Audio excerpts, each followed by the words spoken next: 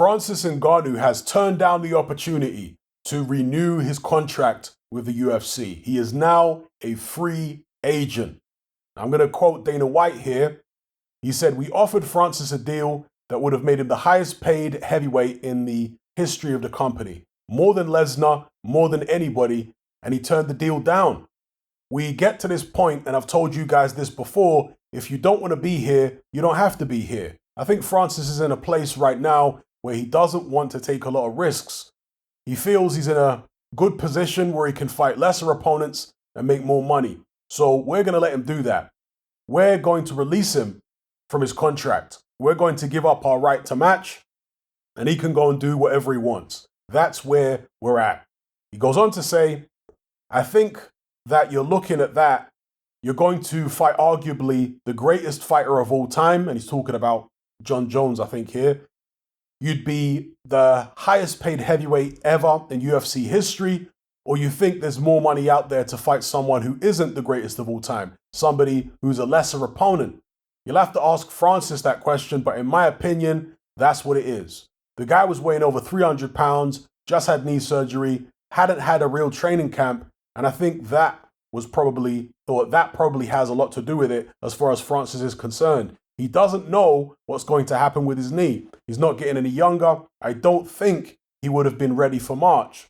We can't continue to hold up the division and not come to an agreement with this guy. We did everything we could to try and make this fight happen, but he's got it in his head that there's bigger opportunities outside the UFC with lesser opponents. All right? Those are the words of Dana White. Now, of course, some of you are going to be saying, "What's going on here, Hatman? This ain't a UFC channel. This is a boxing channel. You don't do MMA videos." Well, that indeed is true, normally. But in this instance, Francis Ngannou has long expressed the desire to step into the squared circle. And very recently, we had WBC World Heavyweight Champion Tyson Fury expressing his desire to fight Francis Ngannou.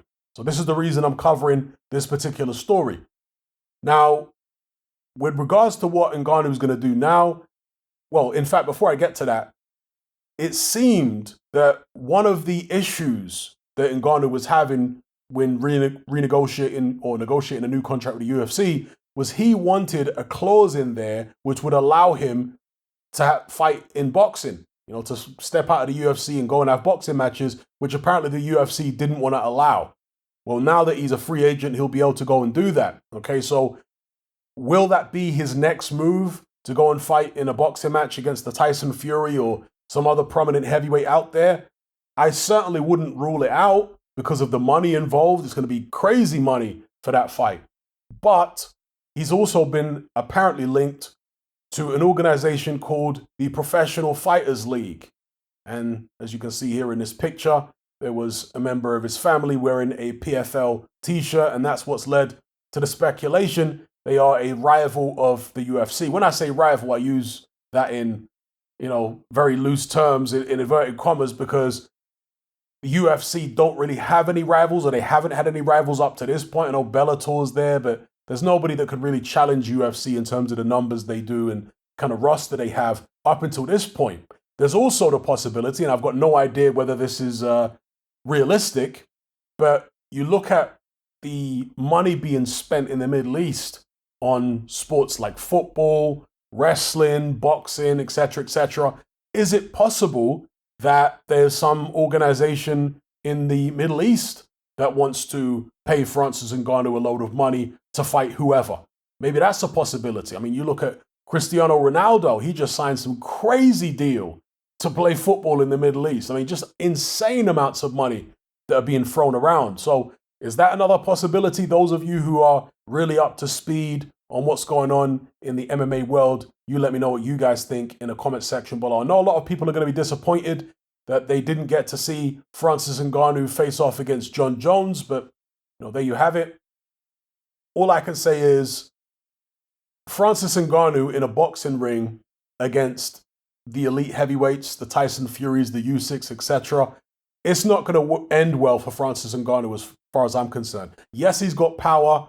Loads of heavyweights have got power.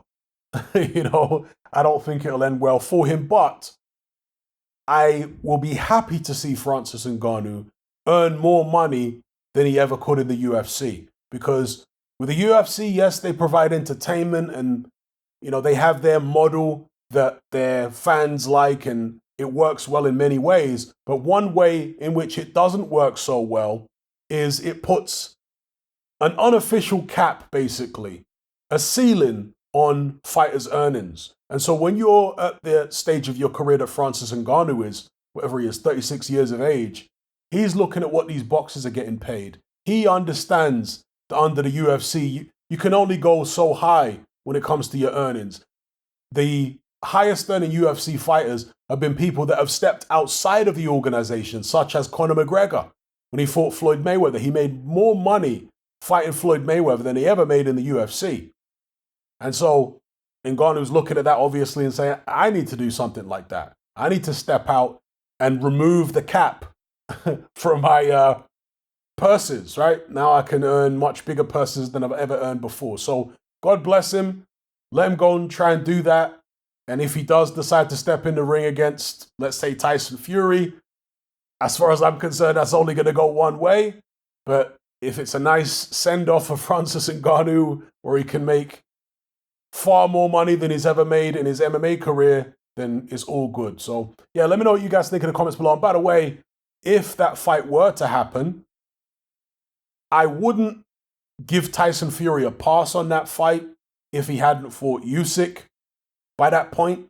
Right? Usyk really should be the priority for Tyson Fury. And there should be other people that he needs to be facing before stepping in the ring with someone like a Francis Ngannou in a novelty fight. That's really what it would be for Tyson Fury. Yes, other heavyweights in the past, heavyweight champions have done these kind of things. Muhammad Ali, of course, fought that Japanese wrestler back in the days. But that's after Muhammad Ali had fought everybody else. It's not like he was fighting the Japanese wrestler instead of fighting Joe Frazier, Ken Norton, George Foreman, Sonny Liston, so on and so forth. It was in addition to.